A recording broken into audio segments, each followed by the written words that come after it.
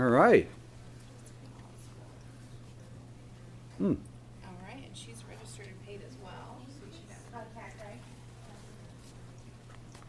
And did any of you need a receipt for your? Dr. Zook is coming?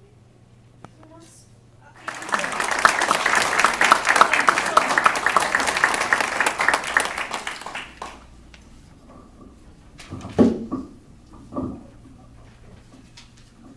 Thank you very much for the kind introduction. My mom and dad would have enjoyed that.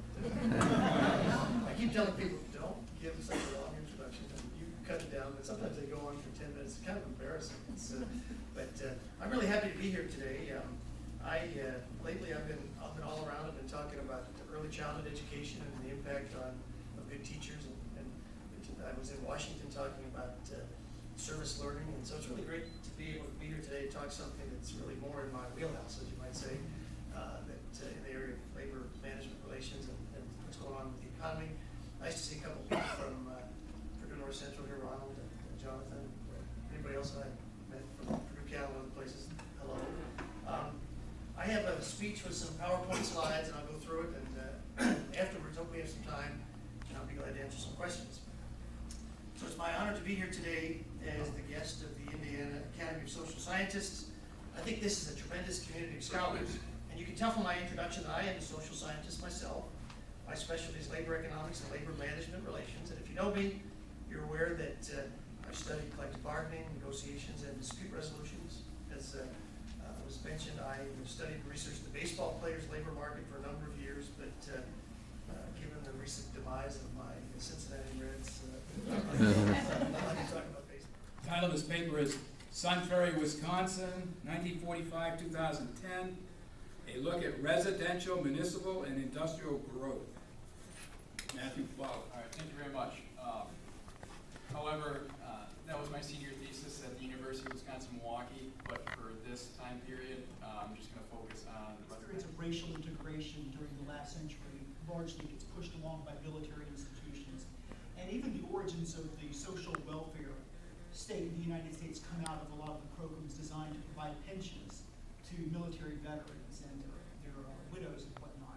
So this might seem kind of different at first blush, but I argue it's rather consistent with the influence military institutions have tended to have in the United States across the In the report, we found that they found that 48% of women and 38% of men experience academics as either traumatic or difficult to handle.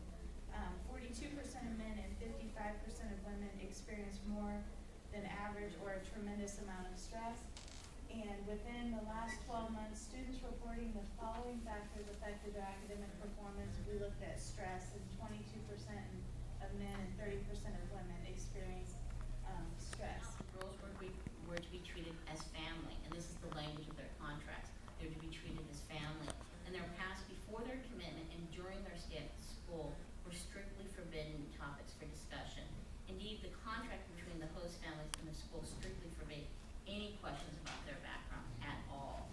Rolling young women out into the community not only alleviated the problem of persistent overcrowding, and really starting in the 1890s, there's not a day that the school is not overcrowded. It also helped to secure the buy-in of the state's residents, as Hoosiers were actually having to win that, because if one major party loses support, people usually go to the other major party. But in this instance, both major parties lost. The Social Democrats lost because people didn't like the governmental record. The Christian Unionists lost because people didn't like the market radicalism. And then, but you also see, for example, New York, which is an interesting case, you actually see that ratio go up. The importance in their, you want to think about their state production function, the importance of public capital actually seems to have risen somewhat. When you look at the variability in growth rates, you see.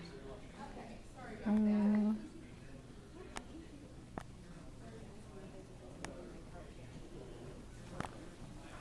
Oopsie. Well, I'm Surekha Rao. I'm the president of the Academy, and I'd like to welcome you all to the 81st Annual Conference of the Indiana Academy of Social Sciences. So we go along many years back. One of the greatest privileges of being the president is the privilege of introducing you to our keynote speaker. And this is my honor and privilege to introduce our keynote speaker for this morning, Professor James P. Dworkin, Chancellor, Purdue University North Central, and Professor of Organizational Behavior and Human Resource Management.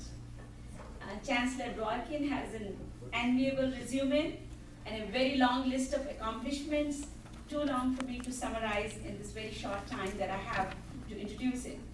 I'll give you a very brief overview of his academic and professional achievements. Professor Dworkin received his bachelor's and master's from the University of Cincinnati and PhD in industrial relations. While I didn't mention, he has a bachelor's in economics, and that really brings me closer in that area. And master's in industrial relations. He has a PhD in industrial relations from University of Minnesota.